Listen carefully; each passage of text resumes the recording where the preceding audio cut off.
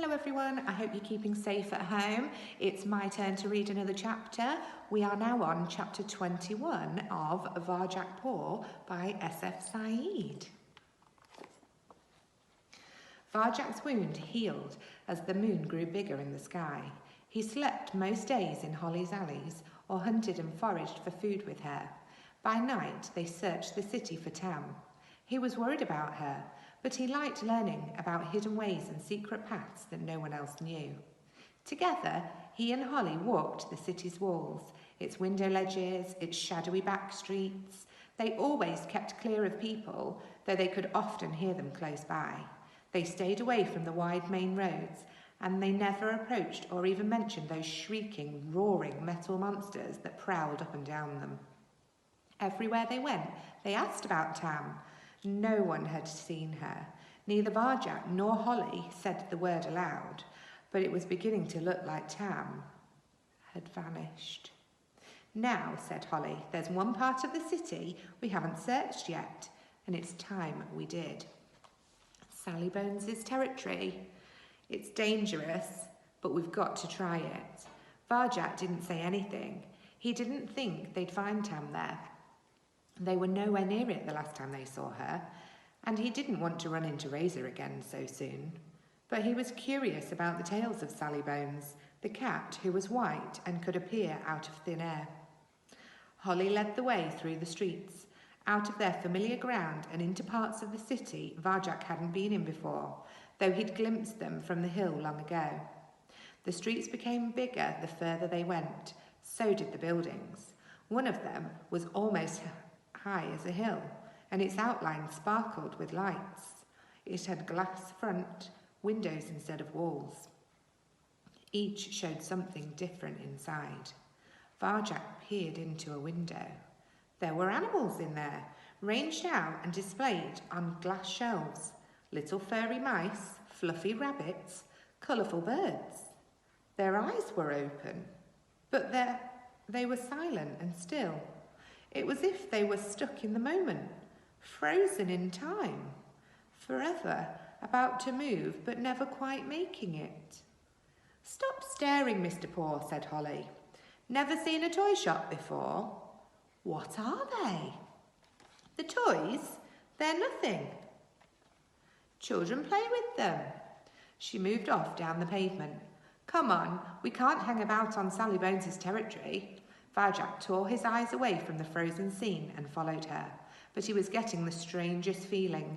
It was like in the alley before the mouse hunt, a cold sensation, being watched by something not quite alive and not quite dead. He let his awareness flow out again and found the source. It was coming from a stack of boxes by the toy shop door. One box had fallen on its side and split open. The flap hung loose and limp.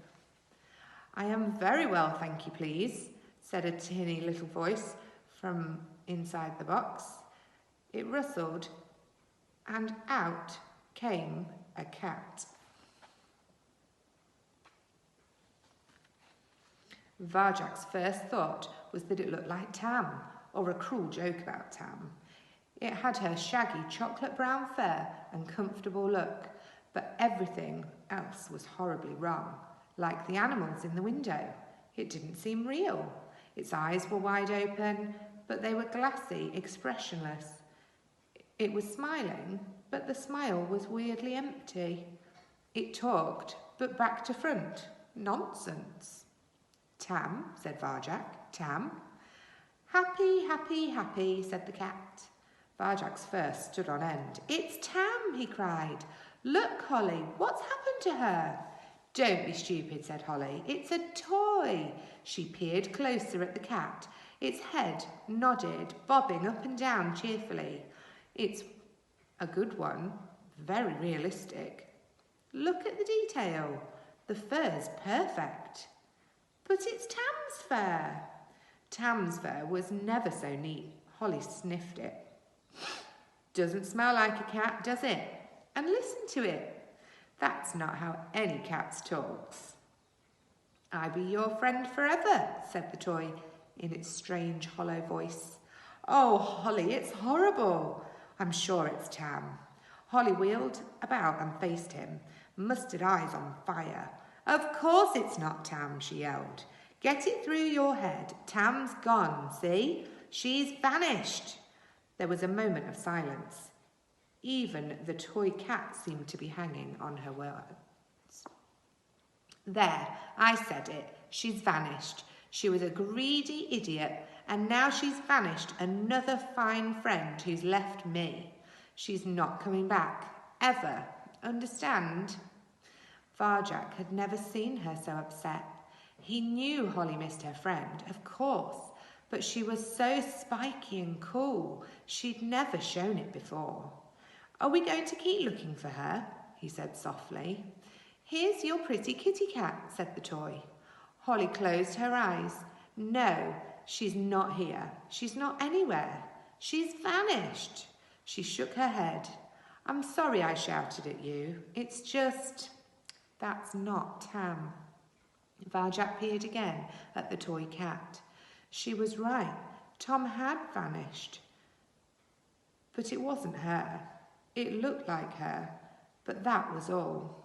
It wasn't even alive, wasn't even dead. A cat which was not quite a cat, and behind it there were more just the same